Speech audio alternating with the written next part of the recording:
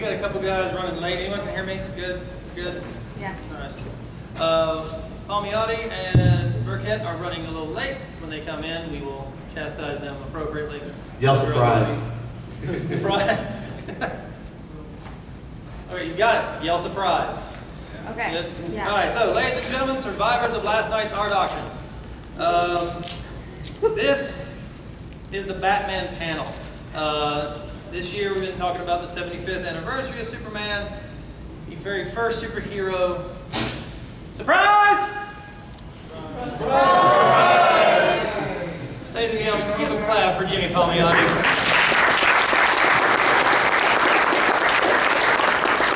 Sorry. You didn't miss it. Some guy was telling me what's going to happen on Game of Thrones tonight, and I was like, don't. So I had to strangle him and kill him. That's what happens on Game of Thrones.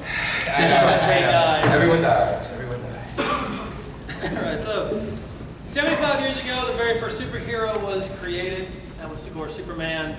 11 months later, in my opinion, the greatest superhero was created, and that was, of course, Batman. And that's what we are here to talk about today. To my left, if you don't mind if I just introduce you, gentlemen. He is the writer of the popular Talon and Red Hood and the Outlaws. He's taken the creative destiny of Jason Todd in his mighty hands. He is James Tynion IV.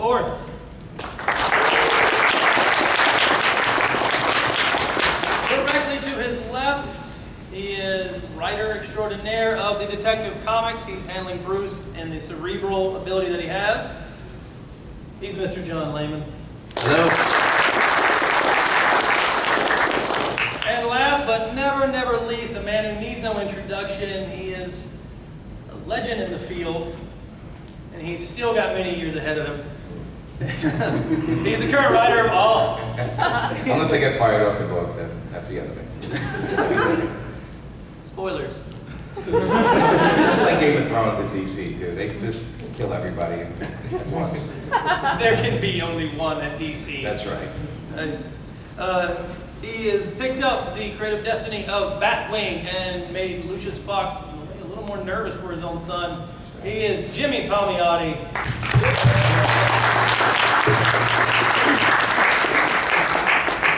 So we're here to talk New 52. Year 2 is coming to a close. There's been a lot of changes, both behind the scenes and on the page. We'll just talk about on the page. Joker has come and gone. We've lost Robin, spoilers. We've lost a Robin. We've lost a Batwing. We've gained a Batwing. And Batman is still recovering. So, gentlemen, my first question for you in this panel, for each one to take in their turn.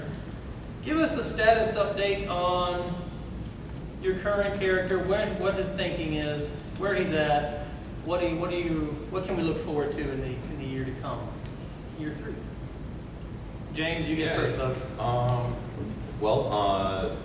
Right now I'm working, in addition to Talon and Red Hood, I'm still working on the backups to Scott Snyder's Batman.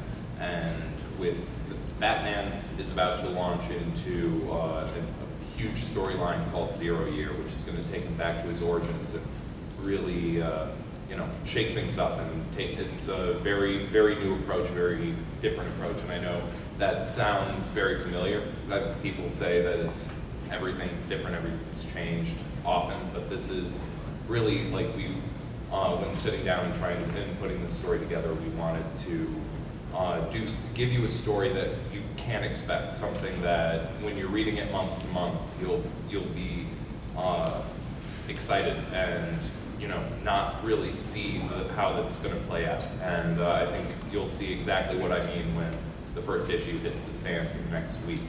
But in the backups, basically, we're going to be covering Bruce's training, but moments from the training that we haven't seen before.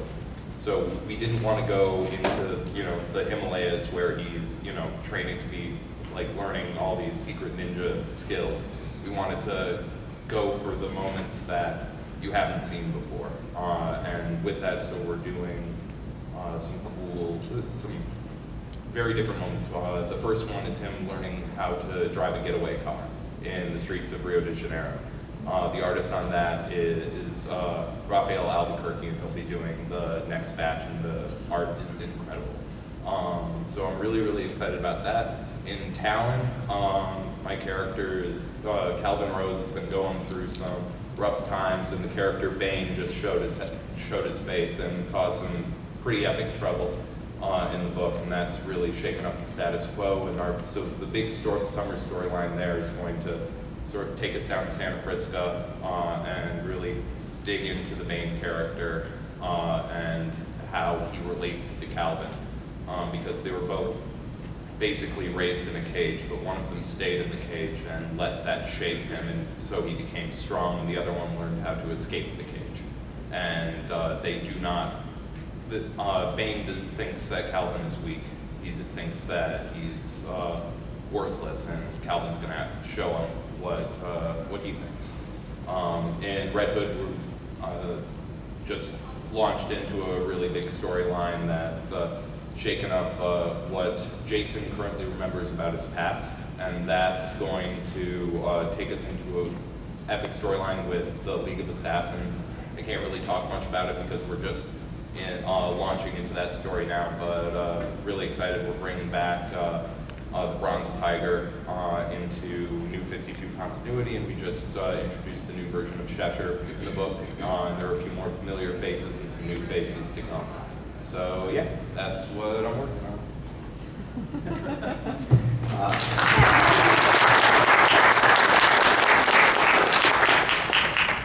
I'm writing Batman, but you know, when you say where is that character, he's in about 4 books at any given time. And I think it's fair to say that Batman, the book by Scott Snyder, is sort of like the driving force of Batman. Detective, I'm trying to, you know, keep current with everything that's going on, but it's sort of the law and order of the Batman universe. It's about a case. You know, he's on the job, he's lost Damian Wayne, he's throwing himself into his work more than ever. And what I've got coming up is a character called the Wrath, who is not really one of Batman's like A-list villains, you know, not someone you immediately think of, like, you know, the Riddler or the Joker or something like that. He is he's basically the anti-Batman. He's a rich playboy industrialist who leads a secret life and has lots of, you know, gadgets and his own, you know, almost a Batcave. But instead of fighting crooks, he's killing cops. And he's come to Gotham. And it's fun to sort of like, you know, play with, you know, a dark reflection of Batman and then have them face each other. So for the next several issues, it's going to be Batman and Wrath. And in the backups, I introduced Man-Bat in our giant 19 issue. And we're going to be doing Man-Bat backups with Andy Clark. And he's phenomenal. His art is gorgeous. So that's what's coming up in Detective. Who doesn't love Man-Bat? Man-Bat's awesome. Yeah. Is a rap, is he killing bad cops, or is he just... No, we don't. It's just random cops. Yeah. In fact, he's probably killing good cops. He's probably good, that's not good. Yeah. That's a bad guy for you. Killing good cops, that's not good. With Batwing, Justin Gray and I took over on issue 19. When we got the gig, they actually said, you know, we want you to introduce a new character as Batwing, and we were actually starting it at 20. So I figured, all right, whoever writing 19 is going to leave David in a place that I guess we have to introduce. Anyway, long story short, they said, can you do 19 too? And I was like, oh no, you know, I have to kind of figure this out.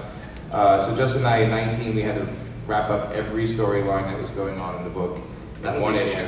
That was a lot of fun. And you know, and of course we liked the old Batwing. David was a great character.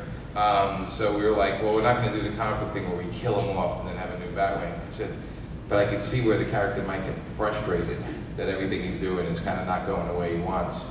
And so we had a lot of fun with that. And then we introduced Luke Fox, which is Lucius's son. And the fun of writing the character, the new Batwing, as Luke Fox is that, you know, obviously Batman and Bruce Wayne know exactly who Luke Fox is. It's Lucius's son, but Lucius has no clue that his son is Batwing.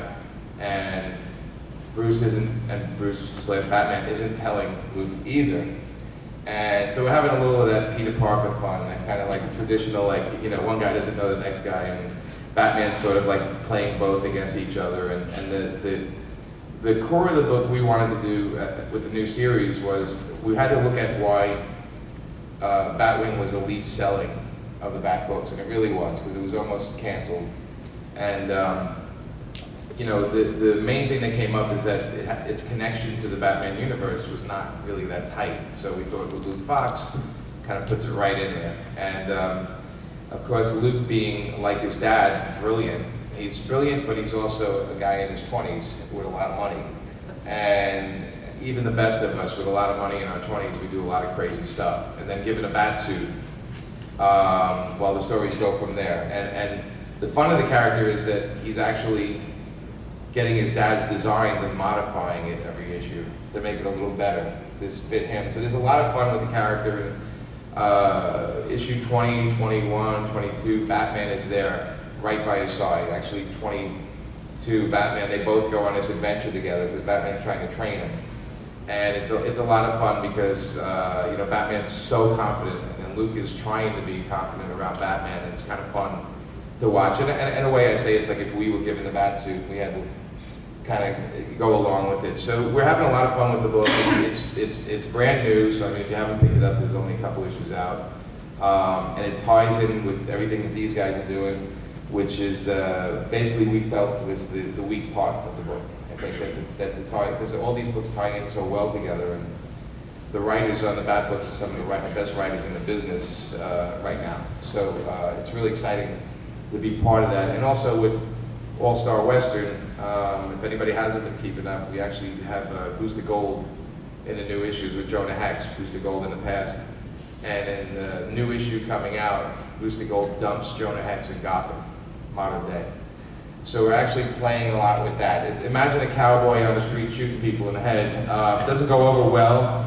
And imagine if he's arrested. Where would they put Jonah Hex if he was arrested for killing some thieves in the street? Where would he go? West Virginia? Not West Virginia, that's close though. It would probably be Arkham. And so we have some fun stuff with Jonah and Arkham. And for a couple of issues, we have Jonah in modern day and dealing with Batman, dealing with Batwing, dealing with pretty much dealing with the fact that it's not okay to just shoot people in the face if they're robbing people. Conversation I can't wait to hear, Batman. You can't shoot people in the head. Why not? Yeah, no, there's one scene where he takes out a couple of bad guys and the cops are telling him to put his gun down. And he goes, no, they're right there. You go get them. They're on the floor. Pick them up and get rid of them. You know, I did the job for you. So it's kind of fun. The idea of, for that series, we're kind of taking Jonah's point of view of our modern day society, because at one point he's on the run, he finds Arkham's great-grandson in Arkham Asylum, and he's trying to lecture Jonah like how we're more civilized these days, and he's like, well, in my days when people shot people, it was for a reason. He goes, you got guys doing random shootings, they don't even know these people. So it's kind of, we're having fun with that. And again, Batman and Batwing tie into that because, and something we with Scott established at one point. Jonah owns a piece of the Wayne Casino at some point, and there's some money involved. So we're having a lot of fun. And again, the great thing about writing these Batman books is we all get together and we can do some crazy stuff. So that's what we're doing. So Batwing, All-Star Western, these books, I think it's like some of the best Batman stuff being made with everybody here. And it's a good time to be in the Bat Oh yeah, it's awesome. That's for sure. So hopefully you guys are picking them up, and you give Batwing a try if you haven't tried it. Guarantee you'll like it. If not, you just find me. I'll give you $3. It's okay. I will. I'll give you the $3 back. If you really don't like it, I'll give you money back. That's actually very true. First time I met Jimmy, which was many, many years ago at Heroes, I never read Jonah Hex back when it was on the Vertigo line. I think it was like a 25th issue. Yeah. And he just kept saying, Jonah Hex, over and over again. And I was like, I got to find out about this. He gave me issue number 1 and signed it for free out of his own bag, because I was like, I'm going to go pick up and check this stuff out. So he will give you money back. Yeah, you got to find me though. That's the hard part. It's like finding I will if I'm there. If you're there and you say I'm not satisfied with this, I'll give you a couple of bucks back. I'm okay with that. I'm confident.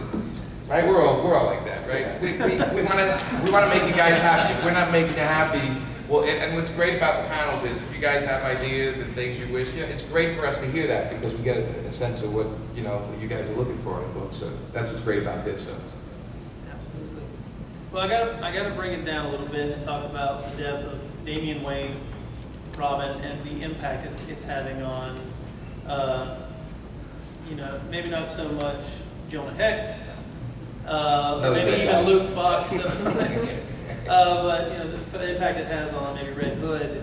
And I know you said that Batman's thrown himself into his work, the DC stuff. James? Well, I mean, part of the problem is, right now, Red Hood doesn't really, I'm not sure if you asked him about Damian Wayne, he'd properly recollect who that is. But I do know that the connection that they had, even though it was very brief, was, they're obviously very similar. They were the kind of the trouble Robins. They went out there and sort of had their own agenda. And Jason saw a lot of himself in Damian, and I think he will once again be heavily impacted by his passing once certain things wrap up. Spoilers. But yeah,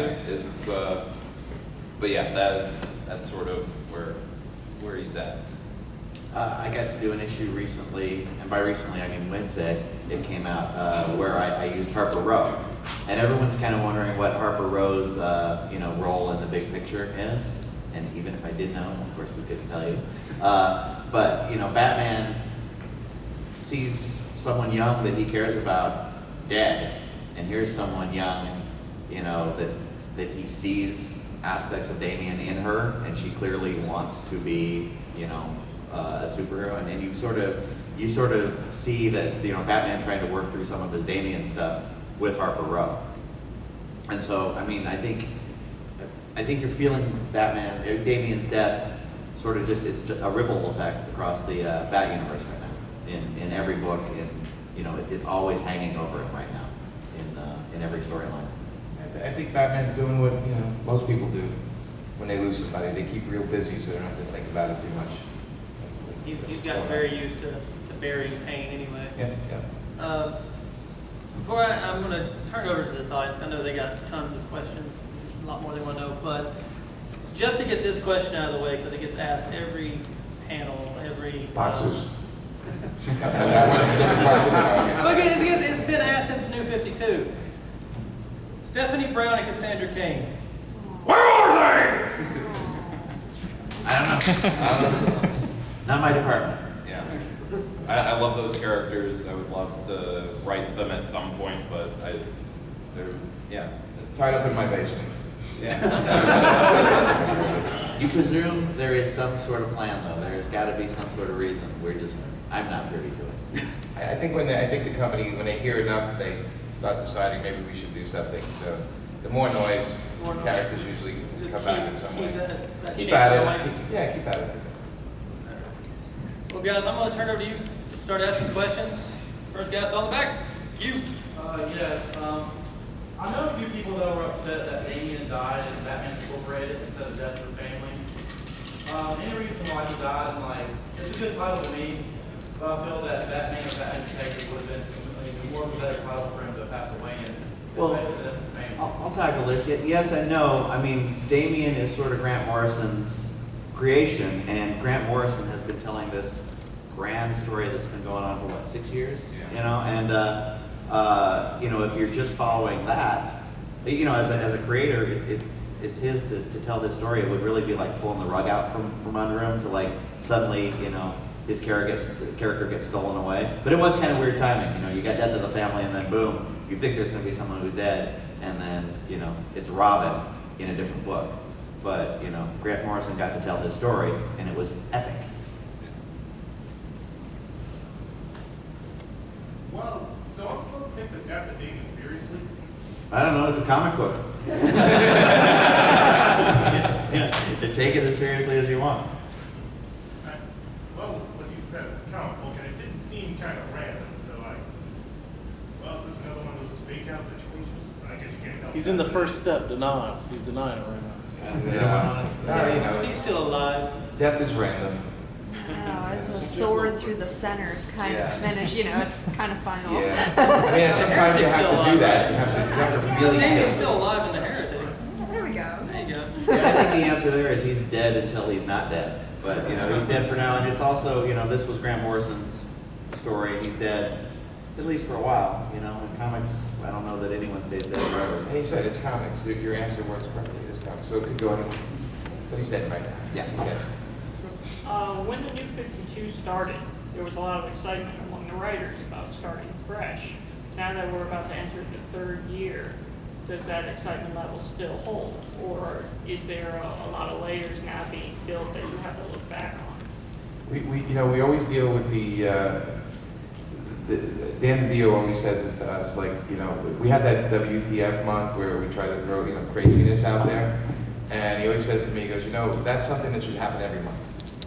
That the reader should never know where something's going, and we should always have some craziness involved, things happening. And so for us, it was exciting to launch, but it's even more exciting, I think, to say, all right, now we're in a place where people are expecting certain things, so we have to shake it up. And so that new excitement's always there. I mean, for me, for Batwing, and both books, All-Star West and Batwing, well, I have All-Star West and I have Jonah going into the future, and Batwing, it's a brand new guy. So for me, it's all new. But we are told all the time by our editors to kind of mix it up and get a little crazy and experiment and throw the stupid ideas out there as well, the crazy stuff, and then they'll tell us what to do and what not to do. I mean that in so many ways. So go ahead. Well, what I like about a New 52 is I'm not the biggest continuity guy. Like, I couldn't tell you what happened in Detective, 641. Like maybe Kurt Busiek or some of these guys are continuity. Yeah, Wade. Wade. Oh my gosh, Yeah. encyclopedia. And for me, I get to sort of tell my spin, and they're like, you want to do a Man-Bat story for 19. It's New 52. Like, I'm sort of reinventing the character, but you want to stay true, and it's great to, not have to worry about 30 years of baggage and just kind of do something new and fun, and if it, changes a little to make it better, So I love that it's New 52, and I don't have to read 1,000 back issues to write one story, and you don't have to understand 1,000 back issues to, enjoy the story. Yeah, I think there's absolutely a lot to be that keeps me excited month to month. Like I was saying, these backups, for 0 Year, I could not be more excited for those. They're we're throwing some weird stuff in there. We're trying to break the mold. We're trying to use different storytelling techniques to really get at it in a really interesting way that'll be exciting to you as a reader and is incredibly fun as a writer. And then, across all my books, I'm bringing in new characters, being able to sort of revamp elements of Bane and the League of Assassins and some of those figures to sort of make them new and make them exciting, and while staying true to their core and what made people excited about them years ago. It's still a very powerful feeling. So, yeah.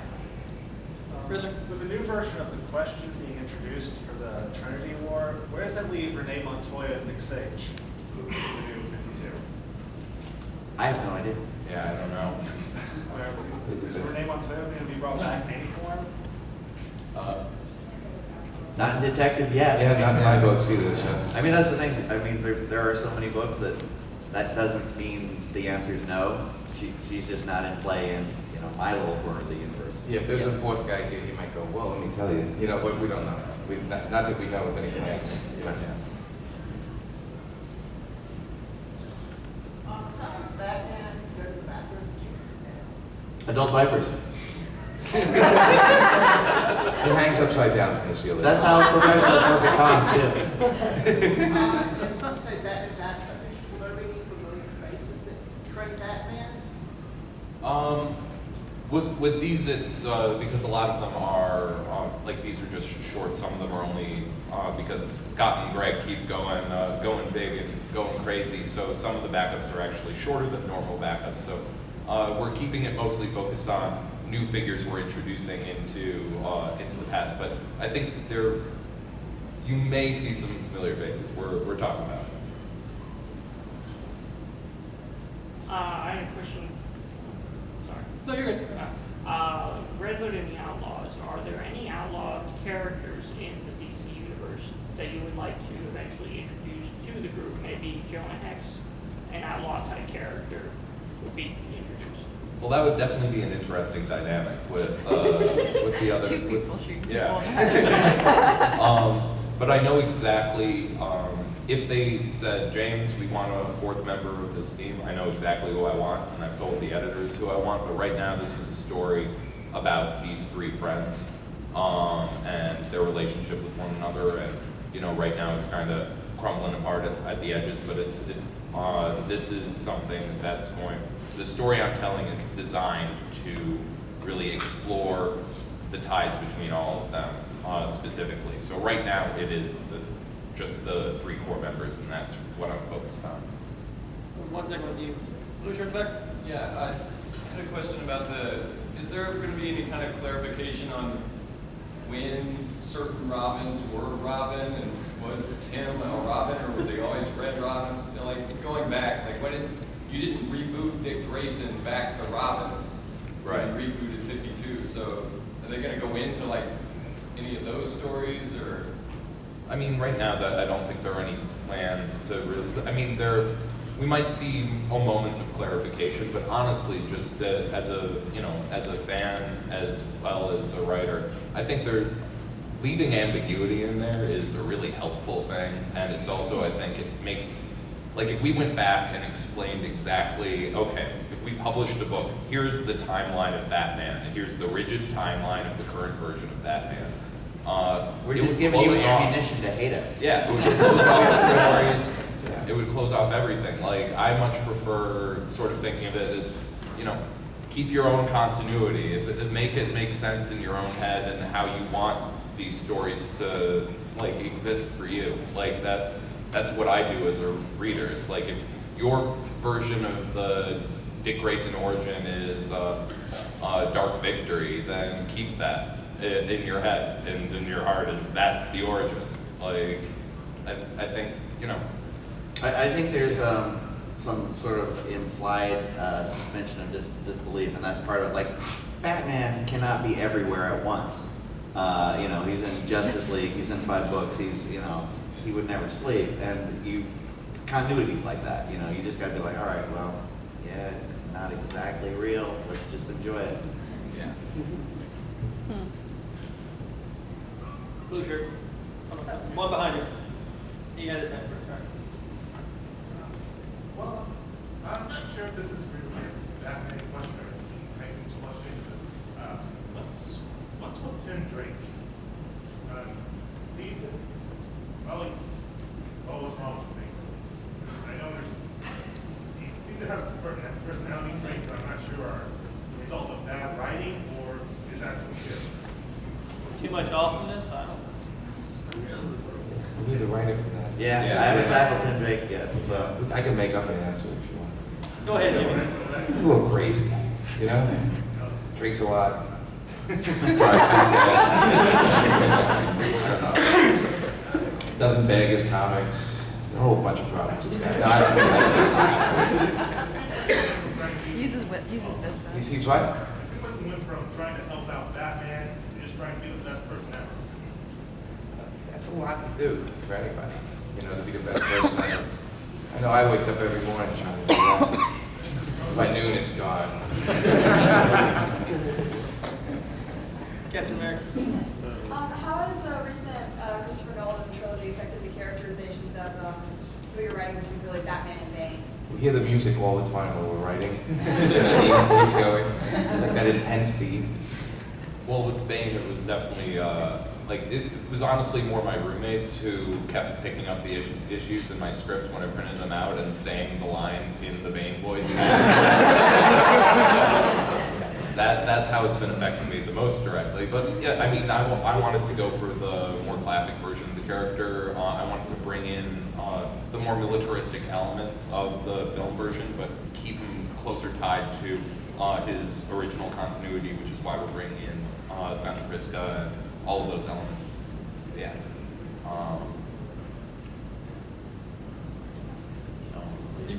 I guess this question for John. The anniversary detective issue was awesome. Oh, thank you. Really loved the Man-Bat appearance and how you tied it in with Emperor Penguin. But can you talk at all about kind of what your vision is for the Man-Bat backups and kind of what you see that character kind of being in the